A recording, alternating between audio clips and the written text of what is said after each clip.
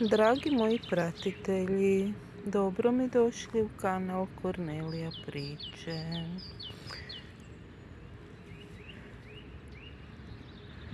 Krasan jaglac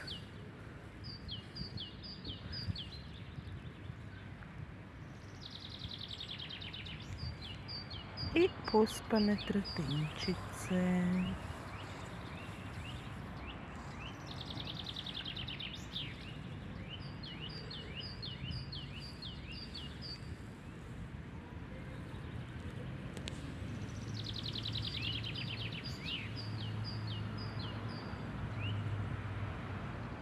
Do sljedećeg susreta.